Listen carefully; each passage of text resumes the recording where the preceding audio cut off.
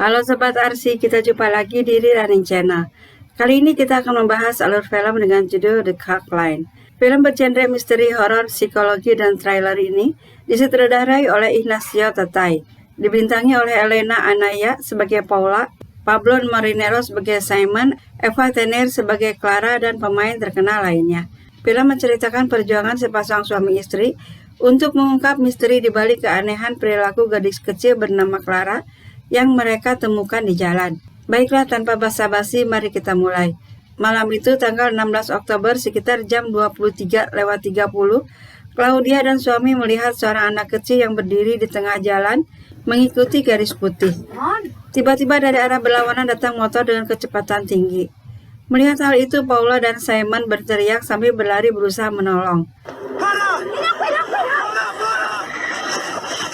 Beruntung pengendara bermotor menyadari keberadaan anak tersebut dan segera menghindar hingga terjatuh. Di rumah sakit, Paula heran dengan luka yang ada di tubuh gadis kecil ini, padahal dia yakin motor sama sekali tidak menyentuhnya. Di sini dokter memberitahu kalau anak itu memang sudah terluka sebelum ditemukan. Sementara pihak kepolisian akan mencari keberadaan orang tuanya. Sepulang dari rumah sakit, baik Paula maupun Simon nampak sangat kelelahan. Mereka hanya bisa diam membisu dan melakukan aktivitasnya sendiri-sendiri.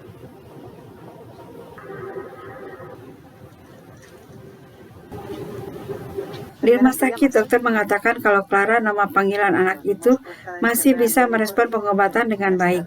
Tiba-tiba di tempat lain terdengar keributan. Rupanya Clara menolak dipindahkan. Di sini Paula sadar kalau Clara menolak keluar dari lingkaran kapurnya. Suatu hari Paula dan Simon berkumpul di rumah tetangganya membahas masalah Clara.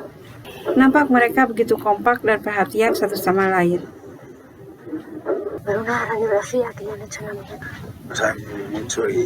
Keesokan harinya, Paula dan Simon datang ke rumah sakit. Didapatinya Clara sedang tertidur dengan tangan diikat. Simon yang tidak tega coba melepas ikatan di tangan Clara. Melihat itu, suster segera mempersilahkan mereka pergi. Di rumah, Paula sibuk mencari informasi yang dapat membantunya. Setelah menyuntikkan sesuatu pada bagian perutnya, dia pun segera pergi. Di pantry, Simon memberitahu Paula kalau dia selalu memikirkan Clara. Di rumah sakit, Clara nampak membaik, sementara orang tuanya masih belum ditemukan. Analisa dokter menunjukkan kalau Clara harus didorong ke tepi zona amannya. Hal ini sulit dilakukan di rumah sakit. Untuk menolong gadis kecil ini dibutuhkan seseorang yang membuatnya merasa aman. Simon dan Paula yang sudah memutuskan untuk membawa serta Clara, dengan bantuan tetangga segera membereskan rumahnya. Salah satu tetangganya nampak tidak setuju karena menurut dia di rumah sakit ada ahlinya. Malam itu Clara dibawa dari rumah sakit. Sampai di rumah dia segera dibawa ke tempat tidur, sementara Paula sibuk membuat garis. Keesokan harinya Paula coba menyimpan pot bunga di luar garis dengan harapan Clara bisa keluar dari zona amannya. Sayangnya hal ini tidak berhasil. Paula yang tidak mau menyerah begitu saja coba membuat garis baru dan menghapus garis lama. Kali ini perkiraannya benar. Clara mau melewati garis lamanya dan mengikuti garis baru. Di sini Paula coba arahkan garis ke kamar mandi agar dia bisa membersihkan Clara dan itu berhasil. Malamnya Clara tidak mau ditinggal sendirian. Dia menarik tangan Paula untuk tetap menemaninya. Keesokan harinya setelah menyuntikkan sesuatu ke perutnya, Paula segera keluar. Hari ini dia dikunjungi Gloria, dokter yang akan memeriksa kondisi Clara. Pada Gloria, Simon memperlihatkan beberapa lukisan Clara. Nampak sekali ada perubahan ke arah membaik. Di sini Gloria juga ingin mengetahui perkembangan ketergantungan Clara akan garis pembatas. Diajaknya gadis kecil ini bermain di luar garis. Paula yang keberatan diminta menunggu di dapur. Tidak berapa lama, jeritan histeris Clara pun terdengar jelas, hingga Paula yang sejak tadi gelisah segera berlari dan memeluknya. Gloria yang ingin tahu lebih jauh coba mengajukan beberapa pertanyaan. Jawabannya Clara bisikan pada Paula. Sayangnya baik Gloria maupun Paula tidak mengerti apa yang dibisikkan Clara. Suatu hari Paula mendapatkan Clara berada di kolong tempat tidurnya. Menyadari kalau gadis kecil ini merasa tidak aman, Paula berjanji akan menjaganya. Nampak Clara suka dan memberinya origami kupu-kupu. Hari itu Paula dikunjungi tetangganya yang hendak makan bersama. Salah satu dari mereka menanyakan kondisi Clara. Dia tidak mengira kalau anak itu bisa bicara. Saat acara makan dimulai, satu orang dari mereka belum mendapatkan gelas. Paula yang hendak pergi ke dapur ditahan oleh tetangganya. Setelah itu dia pun pergi mengambilkan gelas. Nampak sekali keakraban di antara mereka. Pagi itu tetangga Paula yang tengah hamil datang sambil membawa serta putrinya. Menurut dia, Clara perlu seorang teman. Sambil memperhatikan mereka, Paula menawarinya sarapan. Tapi alangkah terkejutnya mereka saat ditemukan ada serpihan kaca dalam makanan tersebut yang hampir saja tertelan. Simon mulai curiga ada yang tidak beres. Menurutnya seseorang telah memasukkan serpihan kaca tersebut ke dalam selai dengan sengaja. Di sini Paula bisa menebak siapa yang suaminya curigai. Paula yang masih bingung dengan apa yang sedang terjadi mendapatkan temannya tengah membicarakan dia. Tidak lama kemudian datang Simon membawa kapul tulis dengan merek Kreide, kata yang pernah diucapkan Clara. Bersama dengan Gloria dan Simon, mereka mencari arti kata Kreide dan kata asing lainnya yang pernah diucapkan Clara.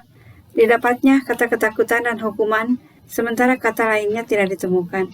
Melihat itu, Gloria memutuskan untuk pergi minta bantuan polisi. Simon yang masih ada di sana meminta alasan Paula yang tidak memberitahu Gloria kasus serpihan kaca. Alasan Paula khawatir salah paham. Mendengar itu, nampak Simon kesal. Hari itu terlihat Paula dengan sabar membangun komunikasi dengan Clara agar dia mau bicara. Ditanyakannya mengapa dia berbicara bahasa Jerman. Belum juga Clara menjawab, terdengar dari arah lain suara mesin cuci yang begitu mengganggu hingga Paula terpaksa menunda obrolannya dengan Clara dan pergi untuk melihat mesin cucinya. Di luar dugaan, mesin cuci nyala dalam kondisi tanpa air. Setelah dibuka paksa, Paula temukan sekumpulan kunci yang dibungkus kain. Di sini nampak Paula merasakan adanya keanehan. Saat kembali, Clara sudah menghilang. Setelah dicari ke setiap sudut rumah sampai keluar, masih tidak ditemukan.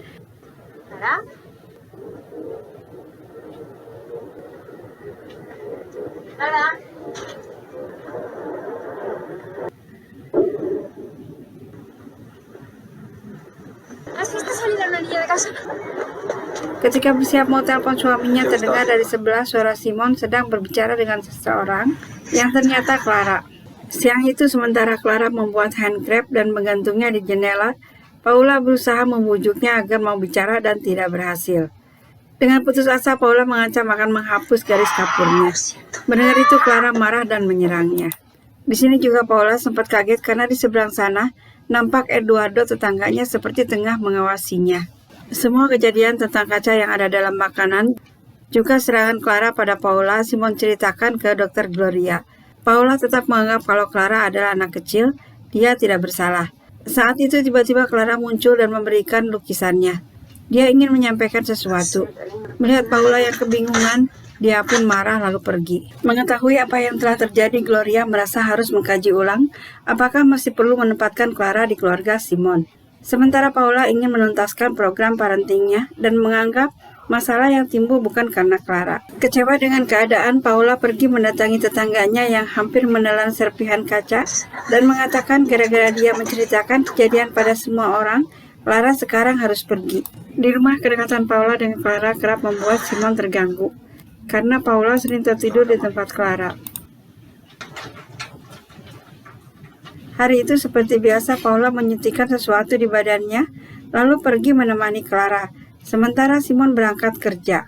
Selagi Clara main, Paula ke dapur untuk mengambil minum. Alangkah terkejutnya dia saat menyadari ada benda aneh masuk ke tenggorokannya. Setelah lepas dari pegangan Clara yang tidak mau ditinggal, akhirnya Paula bisa ke belakang dan berhasil mengeluarkan benda yang tersangkut di mulutnya. Setelah diperhatikan, ternyata itu serpihan kaca.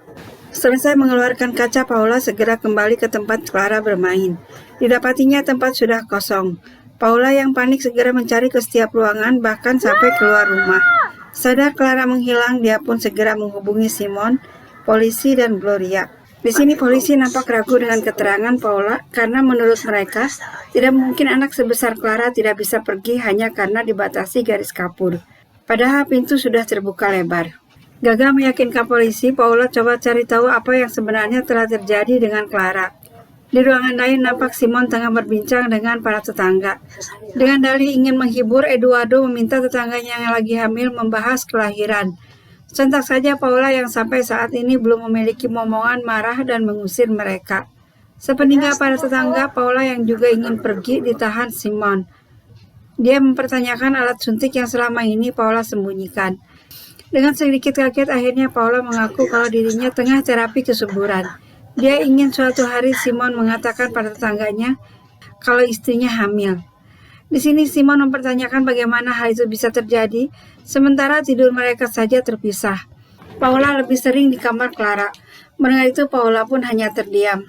Selain mengenai masalah suntikan, Simon yang selama ini berpendapat Clara berbahaya karena pernah menyerang Paula, segera membawa boneka penguin Clara lalu mengeluarkan banyak serpihan kaca dari kantongnya. Meski demikian, Paula tetap yakin kalau Clara tidak bersalah. Dia hanyalah seorang gadis kecil. Suatu hari saat Paula coba mempelajari apa yang dimaksud Clara dengan lukisannya, tiba-tiba telepon berdering. Didapatnya suara Clara yang memanggilnya Mama, setelah itu telepon ditutup. Dengan tergopoh Paula menghubungi polisi. Petugas memberinya satu tumpuk berkas yang menunjukkan tidak ada penculikan yang sesuai dengan Clara. Di sini Paula diberitahu kalau penelpon menggunakan nomor dirinya. Jadi ada kesan Paula menelpon dirinya sendiri. Polisi menyarankan dia untuk datang ke psikolog. Saat mau pergi dengan cepat berkas mengenai penculikan, Paula masukkan ke dalam tas dan meminta Simon untuk membiarkannya sendiri. Setelah itu Paula segera mencari tempat duduk yang aman dan membuka kembali berkas yang tadi dibawanya. Ada satu foto yang mengejutkan. Di sana terdapat gambar seorang gadis bernama Ingrid yang menjadi korban kejahatan terhadap anak. Di samping jenazah ditemukan handicap yang sangat mirip dengan yang sering Clara buat. Untuk lebih jelas, Paula coba datangi dokter forensik yang menangani Ingrid. Mulanya Paula ditolak karena bukan dari kepolisian. Tidak hilang akal, Paula tanyakan apakah dia seorang ibu. Kalau iya, dia harus membantunya. Dengan bantuan seorang penerjemah bahasa Jerman, Paula mendapat keterangan dari dokter kalau organ tubuh korban rusak parah, terutama ginjal. Juga ada cedera di leher. Nampak gadis itu sangatlah menderita. Selain itu, dia juga mengalami gangguan penglihatan yang ditandai dengan mata malas atau lazy eyes. Jelas sudah semua hasil forensik mengarah ke Ingrid, gadis kecil yang hilang beberapa tahun yang lalu dan baru ditemukan 2 tahun ke belakang. Sampai di rumah, Paula segera mencari informasi tambahan. Didapatnya keterangan kalau Ingrid, anak berusia 12 tahun, berasal dari Swiss, hilang di pantai Pedralejo, Malaga, pada bulan Juli 2011. Dalam sebuah video, orang tuanya memberitahu kalau Ingrid suka membuat krep yang dianggapnya sebagai malaikat penjaga. Selesai dengan pencariannya, Paula segera masuk ke ruangan tempat Clara bermain. Di sini dia berusaha mempelajari apa yang ingin Clara sampaikan dengan lukisannya. Saat Paula duduk di lingkaran tempat Clara bermain, nampak sebuah krep tergantung di salah satu jendela. Gadis kecil itu seperti ingin memberitahu ada sesuatu di sana. Ketika lukisan dibalik, kotak hitam yang ada di gambar mirip dengan jendela rumah Eduardo, tetangga mereka. Menyadari ada sesuatu yang tidak beres, Paula segera menelpon polisi dan memintanya untuk segera datang karena tetangganya yang bernama Eduardo ada kemungkinan mengetahui masalah hilangnya Ingrid. Khawatir terjadi hal buruk pada Clara, Paula memberanikan diri mendatangi kediaman Eduardo. Sementara itu tuan rumah ada di belakang tengah mengingat kembali hal-hal yang telah dia lakukan belakangan ini. Saat dia menyadari kalau Clara mewarisi penyakit ibunya berupa gangguan organ ginjal, dia putuskan untuk melibatkan tenaga medis. Dengan harapan ada seseorang yang menemukan Clara dan membawanya ke dokter, maka malam itu Eduardo menyuruh gadis kecil ini berjalan mengikuti marka jalan menuju lampu merah yang ada di depannya. Di sini nampak Eduardo berusaha meyakinkan dirinya kalau yang dia lakukan sudah benar. Tidak berapa lama datang sepeda motor mendekat dan hampir menabraknya. Simon dan Paula yang ada di sana segera menolong gadis kecil itu lalu membawanya ke rumah sakit. Hal di luar dugaan terjadi. Pengobatan sulit dilakukan pada anak yang kondisi jiwanya terganggu. Oleh karena itu dokter berencana menyembuhkan dulu jiwanya baru fisiknya. Program ini membutuhkan parenting yang baik. Dipilihnya Paula dan Simon sebagai orang tua angkat dengan pengawasan dokter. Hal itu diceritakan Simon dan Paula pada saat makan bersama di rumah Eduardo. Menyadari kalau rencananya tidak berjalan mulus, Eduardo menyarankan untuk mengirim kembali Clara ke rumah sakit agar mendapatkan perawatan dari ahlinya. Sayang Simon dan Paula lebih memilih keputusan Dr. Gloria. Gagal dengan kata-kata, Eduardo mulai bertindak. Kini dia kerap memantau aktivitas Simon dan Paula. Suatu hari Simon mengadakan makan bersama di rumahnya, di mana salah satu dari mereka belum mendapatkan gelas. Eduardo menawarkan diri untuk mengambil ke pantry. Di sana dia mulai melancarkan aksinya dengan cara memecahkan gelas dan memasukkan serpihan kaca ke dalam selai. Tidak hanya itu, saat Paula cek suara ribut dari mesin cuci, Eduardo berusaha membawa Clara. Kemudian dia kembalikan lagi. Padahal Paula sudah panik. Sementara Simon melihat Clara baik-baik saja. Selesai menjalankan rencana, dia pun segera pergi. Di rumah Maite, istri Eduardo mengingatkan kembali suaminya kalau dia akan segera pergi ke Barcelona menemui putra mereka.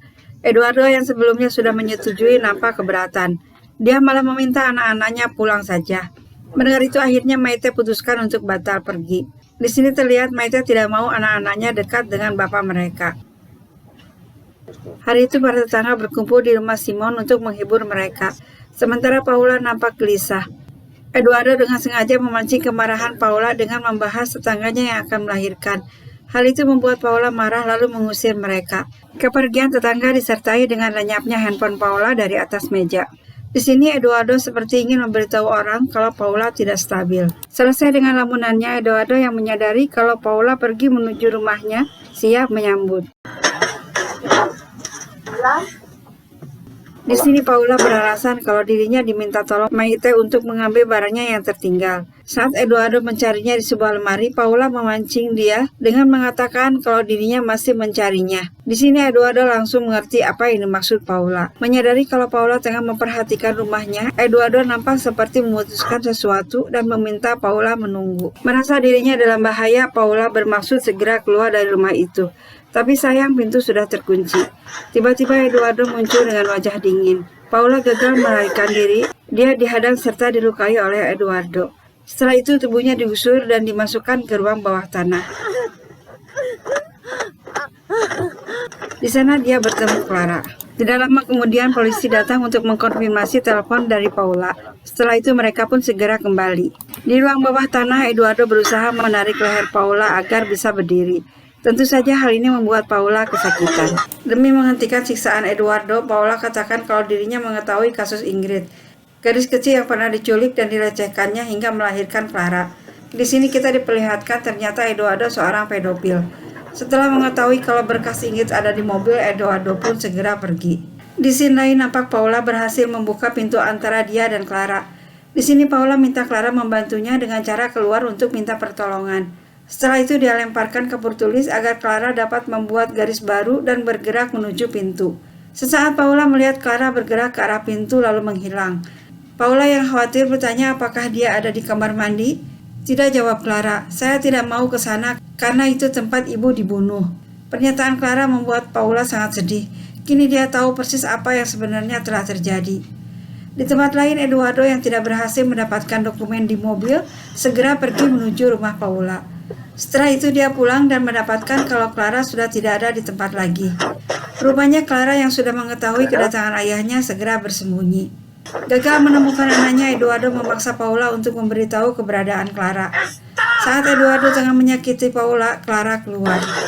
Menyadari itu, Eduardo segera menyusul tapi ditarik oleh Paula hingga terjatuh. Dan Clara pun segera mengunci mereka dari luar. Nampak Clara muncul dari dapur lalu berjalan menuju pintu keluar. Sampai di luar, Clara berusaha memanggil Simon yang nampak sibuk dengan teleponnya. Dengan susah payah, Clara coba melangkah keluar dari zona amannya mendekati rumah Paula. Sayangnya di sana dia bertemu Maite yang coba memeluknya untuk kemudian menyeret Clara kembali ke rumah Eduardo untuk dibawa ke ruang bawah tanah.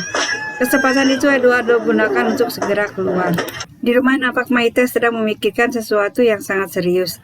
Sambil memandang punggung suaminya yang lagi tidur, dia katakan kalau dirinya sekarang bisa pergi menemui anak mereka kapan saja dia mau dan akan kembali seperti biasanya. Kamu tidak perlu menanyakan anak-anak dan mereka pun tidak harus pulang. Setelah itu Maite pergi ke dapur untuk menyiapkan sarapan suaminya. Ada satu hal yang tidak biasa Maite lakukan, yaitu membiarkan Eduardo makan sendiri. Di tempat lain, Simon ditemani polisi dan tetangga nampak tegang memantau rumah Eduardo. Begitu juga dengan Maite yang nampak gelisah menunggu sesuatu. Hal itu bisa dirasakan oleh Eduardo. Benar saja, tidak lama kemudian kejutan terjadi. Maite nampak seperti ditarik seseorang. Tidak lama kemudian polisi masuk dan dilakukan penangkapan, sementara Paula dan Clara segera dievakuasi. Saat polisi menyisir ruang bawah tanah, nampak handicap Ingrid dan Clara bergelantungan di mana-mana. Demikianlah Sobat Arsi, film ditutup dengan penangkapan penjahat pedofil yang nampak seperti orang pada umumnya. Selintas tidak terlihat kalau dia memiliki kelainan, jadi tetaplah waspada. Kini Clara tinggal bersama neneknya sementara Paula tengah mengandung anak mereka. Semoga alur film ini dapat menghibur sobat semua, dan jangan lupa subscribe, like, komen, dan share-nya ya. Terima kasih.